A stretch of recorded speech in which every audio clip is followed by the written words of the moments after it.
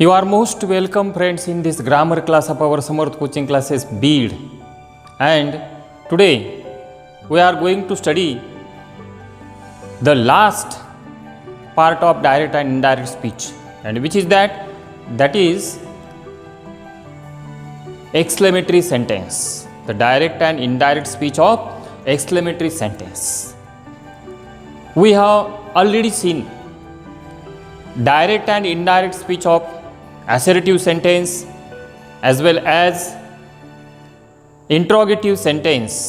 Two types of interrogative sentence, yes/no type as well as WH type. Then we have also seen the imperative sentence also.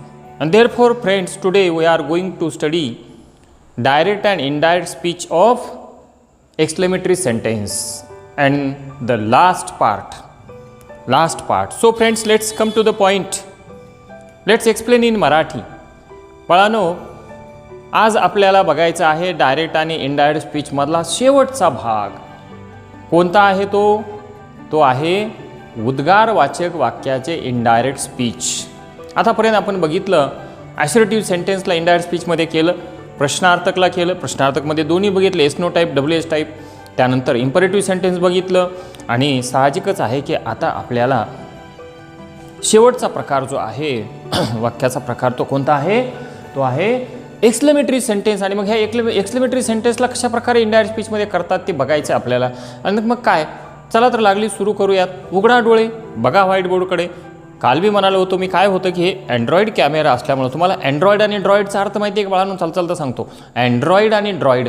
Android म्हणजे माणसासारखं काम करणारा आणि droid म्हणजे DROID. फक्त droid म्हणजे माणसासारखा दिसणारा. तर हा जो कॅमेरा आहे तो अँड्रॉइड आहे, माणसासारखी समज असणारा. तो काय करतो, मी इथं उभा राहिलो की माझ्यावर फोकस करतो आणि मी जर बाजूला सरकलो तर पूर्णपणे काय करतो, या ठिकाणी जे लिहिलेलं आहे मी हे काय करतो तुम्हाला दाखवतो. तर कॅमेऱ्याला मी सांगतो एकदा की सगळं काय करे बाबा, दाखवून घे सगळे नियम स्पष्टपणे. दिसलं का बाळांनो? आणि नसलं दिसलं तर काय करा, याचं एकदा स्क्रीनशॉट मारा आणि तुम्ही त्याचं झूम करून बघू शकता. तर बघा, पहिला नियम आहे. काय आहे नियम पहिला? रिपोर्टिंग व्हर्ब ऐवजी काय घ्यावे?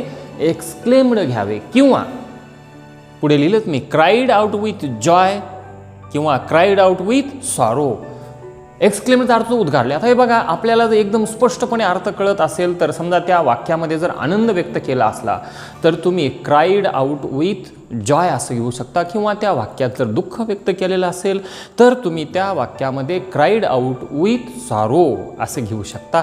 किंवा तुम्ही एक्सक्लेम्ड घेऊन असं घेऊ शकता की ही एक्सक्लेम्ड हॅपीली, किंवा ही सॅडली एक्सक्लेम्ड, किंवा ही हॅपीली एक्सक्लेम्ड. अशा प्रकारे बी घेऊ शकता. म्हणजे दुःख व्यक्त केलं असलं तुम्हाला जर एक्सक्लेम घ्यायचं असलं तर काय म्हणू शकता की ही सॅडली एक्सक्लेम्ड, किंवा आनंद व्यक्त केला ही हॅपीली एक्सक्लेम्ड. अशा प्रकारे. किंवा सरळ जर नाही समजलं तरी सरळ आपलं एक्सक्लेम्ड घेतलं तरी चालतं. EXCLAIM एक्सक्लेम्ड उद्गारले. आता हे झालं रिपोर्टिंग व्हर्बचा प्रश्न मिटला. आता आपल्याला काय घ्यायचं आहे?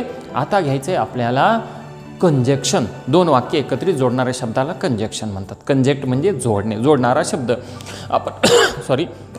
आपण बघितलं विधानार्थी वाक्यामध्ये आपण काय घेतलं होतं? कंजक्शन, दॅट घेतलं होतं. प्रश्नार्थकमध्ये येस नो टाईपमध्ये इफ किंवा वेदर घेतलं होतं. WH टाईपमध्ये वाक्यात आलेला WH शब्दच घेतला होता. आज्ञार्थक वाक्यामध्ये आपण टू किंवा नॉट टू घेतलं होतं कंजक्शन म्हणून. आणि या ठिकाणी आपल्याला परत काय घ्यायचंय? दॅट घ्यायचंय, कंजक्शन म्हणून दॅट. आता तिसरा नियम अत्यंत महत्त्वाचा, जसं प्रश्नार्थक वाक्यात बघा, वाक्याचे उद्गारवाचक स्वरूप. उद्गारवाचक स्वरूप कसं असतं बघा, या ठिकाणी सब्जेक्ट नंतर आरवीचा लॉंग फॉर्म, रिपोर्टिंग व्हर्ब, त्याच्यानंतर comma, into inverted comma, what oblique how, adjective oblique adverb, त्याच्यानंतर प्रोनाउन ऑब्लिक नाऊन ऑब्लिक. खरं तर ते ऑब्लिक द्यायला तुम्हाला समजण्यासाठी मी थोडं एक्सपेन्शन लिहिलेलं आहे. Subject plus verb oblique auxiliary verb. आता या ठिकाणी कसं असतं माहिती आहे का, व्हर्ब आणि ऑक्झिलरी व्हर्ब काय वेगळं नसतं. एम इज आर वगैरे जे आलेलं आहे ह्याच्यातलं हेच मुख्य क्रियापद असतं. शेवटी एक्सक्लेमेशन मार्क असतो आणि इनव्हर्टेड कॉमे क्लोज केलेले असतात. आता आणि हे स्वरूप बदलून आपल्याला काय करायचे? असं करायचं बघा, सब्जेक्ट नंतर एक्सक्लेम्ड, किंवा मग तुम्हाला वरच सांगितल्याप्रमाणे एक्सक्लेम्डच्या ऐवजी काय घेऊ शकतो तुम्ही? क्राईड आउट विथ जॉय किंवा क्राईड आउट विथ सॉरो, यापैकी कोणतंही घेऊ शकता. त्याच्यापुढे कंजक्शन आलं दॅट नंतर अवतरण चिन्हात जो काही सब्जेक्ट आला आहे तो अगोदर, कारण आपण वाक्याचं स्वरूप विधानार्थी करत आहोत. हे लक्षात ठेवणं खूप महत्त्वाचं आहे.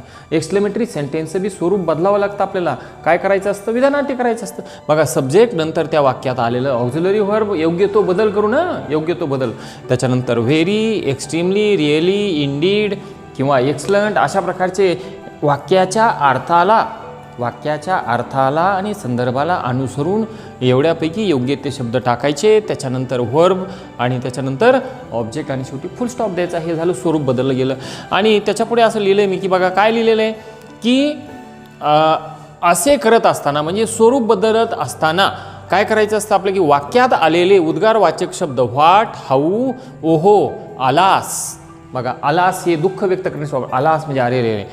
त्याच्यानंतर हुर्रा आनंद व्यक्त करणे, ब्रावो म्हणजे सुद्धा असं प्रोत्साहन देण्यासाठी वापरतात. त्यानंतर औच वेदनादायक, औच यासारखे शब्द काढून टाकून त्याऐवजी वाक्यात व्हेरी, रिअली, एक्स्ट्रीमली, इंडीड अशा प्रकारचे यापैकी योग्य ते शब्द घ्यावेत. आणि त्यानंतर शेवटचा एक नियम आहे, इतर योग्य ते बदल करावेत. म्हणजे काय माहिती आहे का, इतर योग्य ते बदल म्हणजे कोणते, तुम्हाला जे सर्वनामाचे बदल लिहिले आहेत ते सर्वनामाचे बदल किंवा मग क्रियाविशेषणाचे जे बदल आहेत त्याच्यापैकी जर एखादं आलं तर ते योग्य ते बदल आपल्याला करत राहावं लागतं. आणि आता बघा मग एक उदाहरण पण दिलेलं आहे, मी ते उदाहरण तुम्हाला इथं करून दाखवतोय. बघा या ठिकाणी द टीचर सेड, बघा सब्जेक्ट म्हणून काय आलं आहे द टीचर, आरव्ही म्हणजे रिपोर्टिंग व्हर्ब म्हणून काय आले सेड, व्हाट किंवा हाऊपैकी काय आले व्हाट, ॲडजेक्टिव्ह किंवा ॲडव्हर्बपैकी हे ॲडजेक्टिव्हच आहे स्टुपिड. तर नाऊन प्रोनाऊनपैकी बॉय हे काय आलेलं आहे नाऊन आलेलं आहे. त्याच्यानंतर सब्जेक्ट काय आला यू आणि हे व्हर्ब किंवा ऑक्झिलरी व्हर्ब म्हणून काय आलेलं इथं आर आणि शेवटी उद्गारवाचक चिन्ह आणि इन्व्हर्टेड कॉमा क्लोज.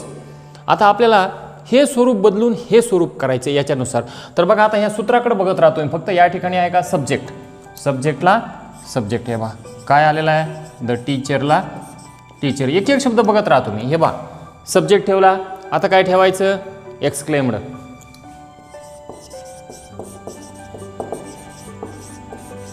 हां 2 नंबर पण आलो. आता 3 नंबरला काय ठेवायचे कंजक्शन. आता इथं कंजक्शन काय ठेवावं लागेल दॅट. हे बा हे दॅटला दॅट, इथपर्यंत कळलं. हे बा इथपर्यंत आलो आपण. आता सूत्रामध्ये त्याच्यापुढे काय बघा सब्जेक्ट, या वाक्यात आलेला सब्जेक्ट, सब्जेक्ट म्हणून इथं काय आलेलं यू. आता यूचा बदल काय करावं लागेल माहिती आहे का, शिक्षक विद्यार्थ्याला मुलाला उद्देशून बोलत म्हणजे हे यू कोणा संदर्भात आले मुलाच्या संदर्भात, म्हणून ह्या यूचा बदल आपल्याला काय करावं लागेल ही. आपण ह्या यूचा बदल केला आहे. हे बघा यूचा बदल काय केला ही. कशामुळे ही केला, कारण की इथं बॉय मुलाला उद्देशून, इथं जर मुलीला उद्देशून असतं तर इथं शी करावं लागलं असतं. शी करता येतं ना तुम्हाला सगळ्यांना, मला माहिती आहे सगळ्यांना येतं म्हणून. आणि जर इथं बॉईज असतं किंवा गर्ल्स असतं तर या यूचा बदल काय करावा लागला असता दे, अनेक जणांना उद्देशून बोलला असतं. पण या ठिकाणी स्पष्ट जाणवतंय आपल्याला बॉय म्हणजे एकच मुलगा आणि एक जणाला उद्देशून आहे म्हणून हे यू एक जणाच्या संदर्भात आलेले, म्हणून ह्या यूचा बदल आपण काय केला ही. आता बघा दॅट, आता कुठपर्यंत आलो आपण इथपर्यंत आलो. कुठपर्यंत आलो सब्जेक्ट पण. आता ऑक्झिलरी व्हर्ब, आता ऑक्झिलरी व्हर्ब पण इथं या ठिकाणी आर. आता ह्याच्यातलं ऑक्झिलरी आणि मेन व्हर्ब हेच असतं आर. आता आपल्याला माहिती आहे की ॲमिजारचं काय होतं असतं वॉज वेअर, भूतकाळी रूप ॲमिजारचं ही वॉज. आता बघा या ठिकाणी तुम्हाला स्ट्रक्चरमध्ये व्हेरी, रिअली, एक्स्ट्रीमली आपण व्हेरीज घेऊन टाकू इथं काय हरकत नाही. ही वॉज फक्त घ्यायचं राहिलं इथं काय की ही वॉज व्हेरी आणि हे पुढचं काय स्टुपिड, हे बॉयला बॉय. कसं केलं लक्षात आलं बघा, सूत्रानुसार केले. ह्या सूत्रानुसार इकडे बघा सब्जेक्टला सब्जेक्ट द टीचर, एक्सक्लेम्डला एक्सक्लेम्ड, कंजक्शन म्हणून दॅटला दॅट, सब्जेक्ट म्हणून यूचा बदल ही, ऑक्झिलरी व्हर्ब म्हणजेच ह्याच्यातलं मेन व्हर्बचं असतं हे ॲमेझारचं वॉज वेअर, त्याच्यापुढे अला जसं तसं हे व्हेरीला व्हेरी आणि पुढचं हे स्टुपिडचं स्टुपिड आणि बॉयचं बॉय जसं तसं. हे झालं इनडायरेक्ट स्पीच. अशा प्रकारे एखाद्या वाक्याचं स्वरूप बदलावं लागतं. आता बाळांनो तुम्हाला या ठिकाणी हे दुसरं एक वाक्य आहे ते पण दाखवतो करून बघा. काय आलेलं इथं नेहा सेड.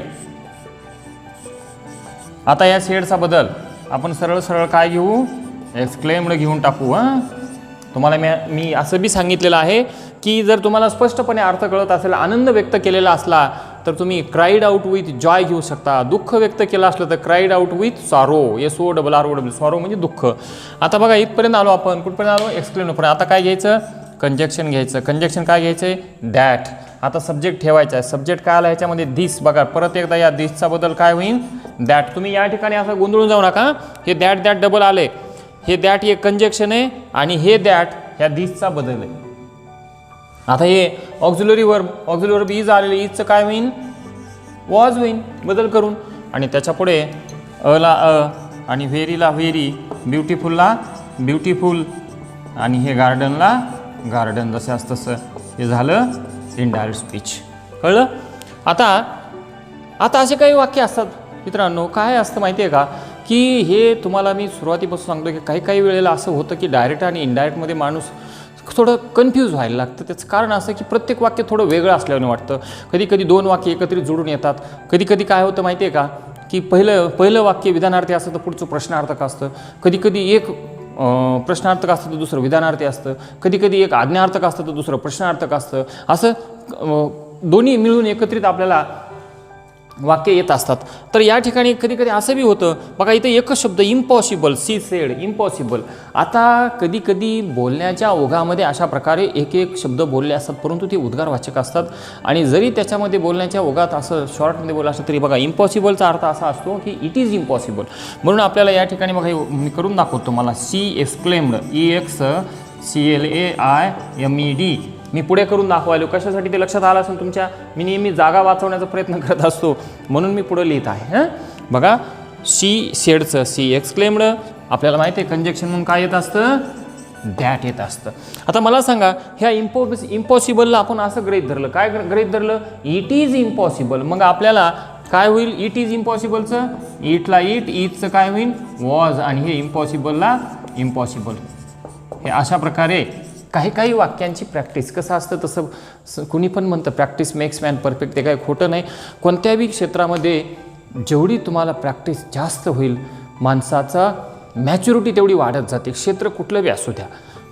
इवन शिक्षकांचं सुद्धा तसंच असतं. शिक्षकी पेशातल्या सुद्धा लोकांचं हे बघा, ज्या वेळेला आम्ही सुरुवातीला शिकवायला सुरुवात केली त्यावेळेला आम्हाला असं वाटायचं आम्हाला भरपूर काही नॉलेज आहे, परंतु हळूहळू जसं काळ निघून जातो तसं माणसाला, आणि खऱ्या ज्ञानी माणसाचं असं लक्षण आहे की तो कधीच स्वतःला परिपूर्ण समजत नाही. आणि खरं माझंही तसंच मत आहे की खरंच कोणताही माणूस कोणत्याही क्षेत्रामध्ये परिपूर्ण नसतो, कुठं ना कुठंतरी कमी पडू शकतो.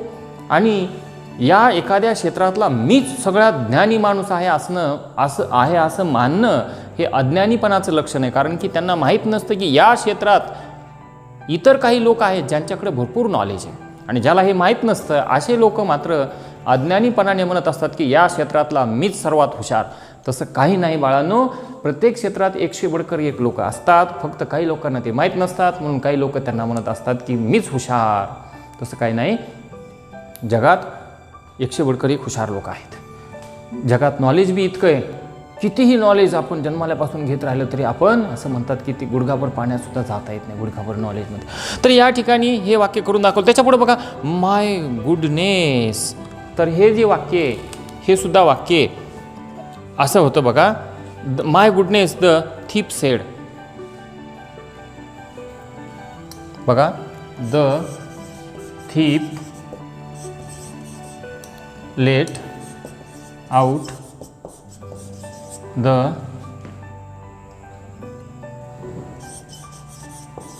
cry of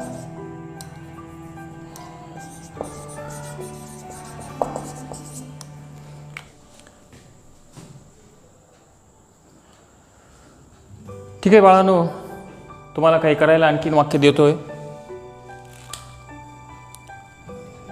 हे एक वाक्य 5वं.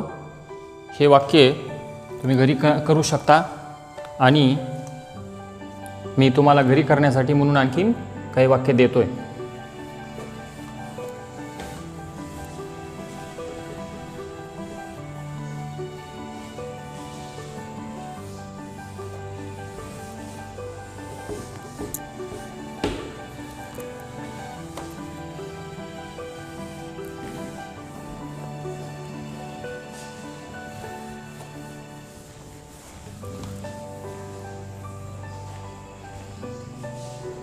बघा हे 5वं वाक्य आणि आता 6वं वाक्य देतो.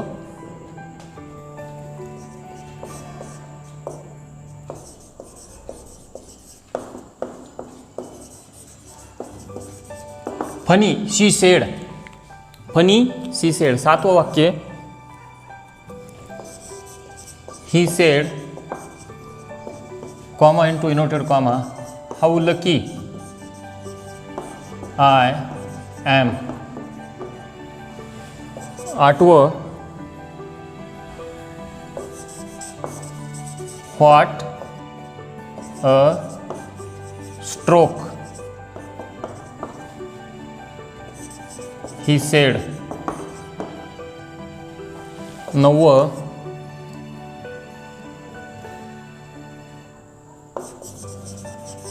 they said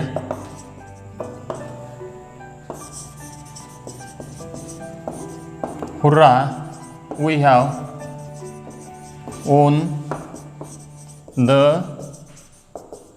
match today. हे बघा आणखी एक देतो 10वं, alas she is